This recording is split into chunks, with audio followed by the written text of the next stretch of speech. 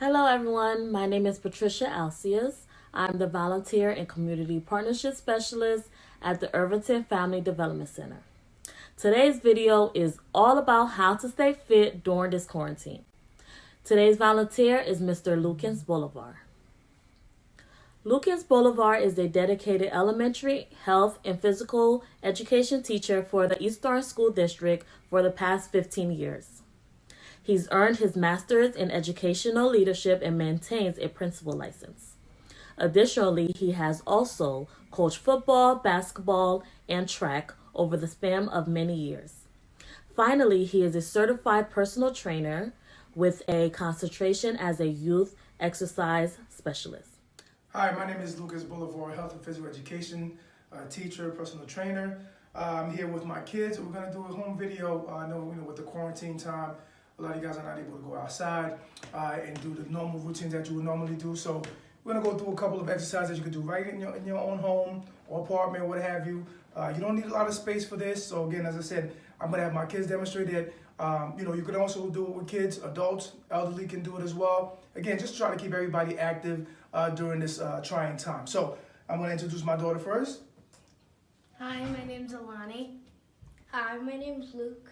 Okay, so first thing we're going to do, we're going to start up with a dynamic warm-up. Anytime you start an exercise, you want to make sure that you warm up. It's very important that you warm up your bodies because your muscles are cold. You want to make sure you get some blood flowing into the muscles. So especially with kids, one of the things that I like to use is, they like to be playful. Kids want to be playful. So even in exercising, you don't have to, you can disguise it as kind of a playful movement and don't really call it exercising. That way they'll be more inclined to do the work because they're not really working. They're just having fun and playing around. But again, it's still targeting, the physical aspect of it. So first thing that we'll do is say, okay, well, we're going to try to see how slow you guys can move. So I want you guys to run as slow as you can. Just run as slow as you can. Go. As slow as you can. So I call this the first speed. You guys can come up with your own unique names for it. But basically what we're trying to do, again, we're just trying to keep the blood moving a little bit, right? Get the whole body moving, work up a little sweat if we could, right? So we call this the first speed. Nothing too crazy. Just getting the body moving a little bit, getting a little warmed up, a little loose, okay? So the second cue I will give them is three steps. First speed, second speed, and third speed. Again, the idea is just get them from low to a medium and high position. If for whatever reason you have an elderly or even for whatever reason somebody's not able to do the third speed, you can go first and second. That's absolutely fine. Again, it's progressive overload. It get to moving, and of course you'll get to that point. But here we go. So we'll do second speed. Second speed. So it's a little bit faster, medium, landing on the balls of your feet. You want to make sure you're not landing on your toes. You also want to make sure you're not landing on your heel, right? Stay right on the balls of your feet, okay? Knees in front of you. You want to make sure that you have your knees as best you can. Try to go in front of you as you can. We don't want an internal rotation of the knee, meaning the knee going inwards and you start rotating your trunk, all right? So we want to keep everything balanced, everything in front, right? So this is the third one we'll go into. We'll go third speed, go. So we'll do the third speed. We typically do this for about 10 to 15 seconds, right? 10, 9, 8, 7, 6, 5, 4, 3, 2, and 1. So I want you guys to just kick it out for me a little bit, please. So I promise you, even as they're doing this now, and I see they already started breathing a little heavy. Okay, so again, that's once they start breathing a little heavy, you know that the blood is moving and circulating. So we're on the right track of really getting a good warm up in before we start the exercise. And again, don't assume that the warm up is just doing a warm up just to do it. It's also part of the exercise because again, you're increasing your heart rate. And so at that point, you already started the exercise and even through the warm-up as opposed to just doing a static, holding the stretches or what have you. So you're doing more dynamic where it's active stretching, right? So next thing I want you guys to do, we're going to, again, focus on the shoulders, right? We want to warm up the shoulders a little bit. So we're going to go small circle to the front. So we'll do a small circle to the front, okay? Really trying to activate your deltoids, your shoulders, okay? Rear shoulders, front shoulders, okay? Want to make sure that you want to keep your arms straight out, okay, here, okay? You can do it to the front too, but that's the next one. So we just make sure, again, we get the lateral part of the shoulder here, okay? So small rotations to the front, okay? Get a little bit of front shoulders in there. Now we're going to do small rotations to the back. Get some rear delts in there, okay? The back of your shoulders. You want to warm everything up, okay? So as you can see, we're doing small circles to the back now. Now we're going to go into back to the front. Now we're going to do medium circle to the front. So a little bit wider now, okay? As you're doing this, you're going to realize even your shoulders might feel a little sore. Again, that's, you know what I mean, a blood that you got, you know, getting into the muscle, right? Really warm up your shoulders. Now we'll do medium rotation to the back. Go. Good.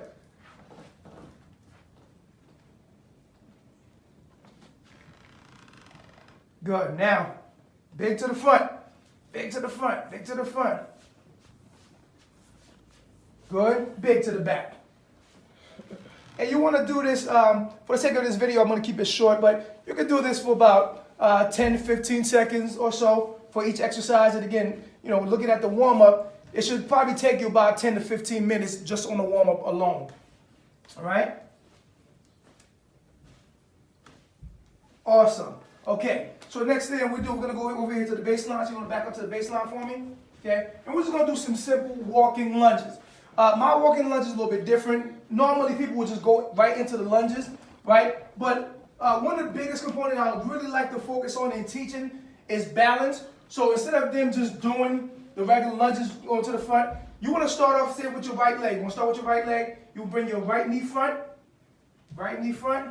up. See that was on? You went right into it. I'm going to go right into it. Right? Whereas Lonnie, she really focused on, again, balancing, putting the knee up, toes dorsiflex, meaning your toes up, and go right into the lunge. Ready? Go. Up, down into the lunge, and come back. Good. Another one. Now you're going back with the right leg. Good. And the last one. Good. All right, so back to the baseline real quick. We're going to pull on it. Okay? These are exercises to warm up for your hamstrings, so go. Okay? Just a little bit walking. Again, putting your right leg forward straight in front of you, left leg straight in front of you. All right? A slight bend at the back leg, right? Just so you can get that front leg really straight and trying to really get into them hamstrings. Especially the older we get, the tighter our hamstring, we want to make sure we activate our hamstring, all right? Go back. Awesome. Right? Let's get into some jumping jacks, right? Again, keep it moving. Jumping jacks, go. So as I said, you could do this, you know, for as long as you think, you know, you need it for it. You can always modify the exercise in the workout, okay? Now, we'll go right into a push-up. Go right into a push-up. Go. Awesome. Now, as you can see, you don't need a lot of space for this, right? Good. Lonnie, can you do a modified push-up for me? Look, can you keep doing regular push-up? Yep. So, for whatever reason, if you can't do a push-up, guys, don't feel too badly. A lot of people cannot do it. It's something that, again, you have to get stronger in doing. That is perfectly fine. This is a modified push-up. What I really want to focus here is that you really keep your core engaged and tight, okay? And I want you to straighten out your hips just like so. A lot of times when people do the modified push-up, they'll go here and go right into a push-up, right? What I like to really do is, again, keeping that line really straight between your shoulders and your knee, right? And then now go down to a push-up. Awesome. And up, all right? Another way to really modify this, Lonnie, I want you to go halfway for me. Halfway. Just bring right there and come back. Okay? So for whatever reason you can't go all the way down, it's okay. Go halfway. All right? Or even hold it. All right? If you have to hold it there for 10 seconds. Okay? Take a break, maybe 30 seconds or so, and then go back into it. All right? Thank you. You guys can stand up. All right? So the other exercise that I really, really like to do is one of my favorite is bear crawl. Right? And so kids, you know, I said, okay, walk like a bear. They want to have fun, right? So the exercise, you want to incorporate it and make it fun. So for the younger ones, 2 or 3 years old, what have you, you say, okay, you know what? I want to try something. I want to know if you can walk like a bear. right? So I want you guys to walk like a bear for me. Can you walk around like a bear for me? Maybe get behind her and walk like a bear for me. Ready? Go. Awesome. You don't have to do it fast. Just by them doing this, guys, they're having fun with it, right? You can add little obstacles here and there if you have it, right? Where they have to go around an object, maybe they have to go over an object to make the exercise a little bit more difficult, right? Awesome. Back to the baseline for me. Another one I think is tremendously helpful, especially for the younger ones. I'm not going to suggest that for the older ones, although again, if you were able to do so, you may try it. But it is something that involves a full squat all the way down. They're called frog hops, right? So I want you guys to go in, and I want you to do just 3 frog hops to the front, just so how it looks like. Ready?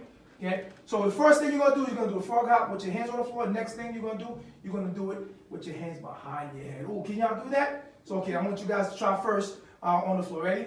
3 frog hops on the floor. Go. Hands on the floor. Good. So now what they're doing is, with their hands being on the floor, they can actually aid, okay, in again stabilizing themselves and balancing themselves as they're landing on the ground. Go back for me. So the next one, again, that's a progressive up for it.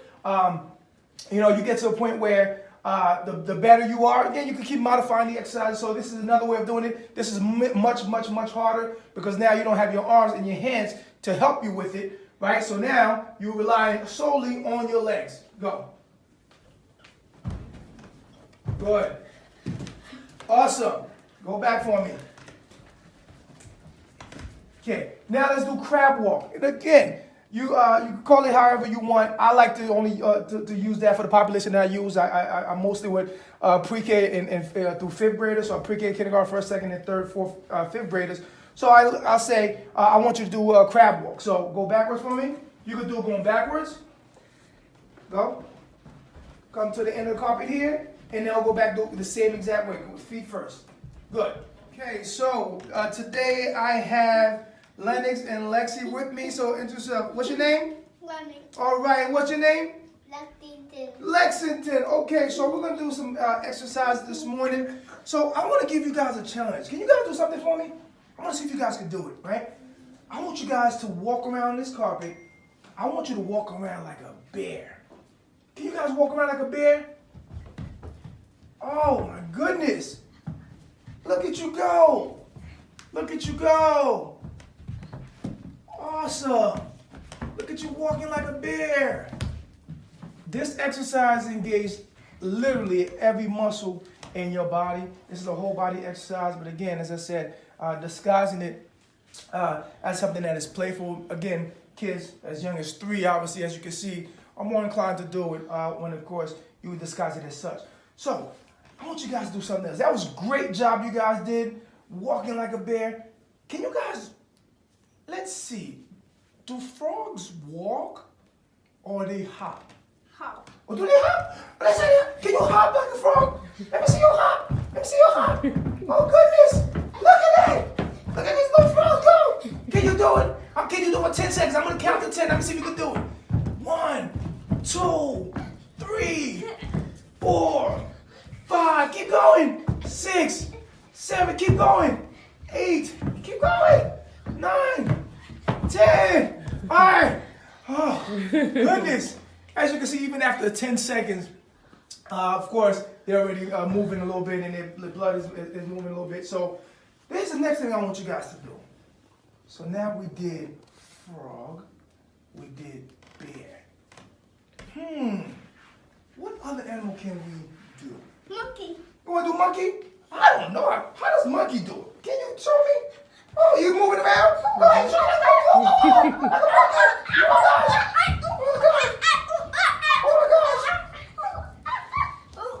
Honest truth, this is their own. I've never did the monkey. That's their way of, again, using their imagination. You tell them, monkey, that's what they see monkeys do. So again, as I said, as long as they're moving and doing something, of course, it's great for them. They're having fun.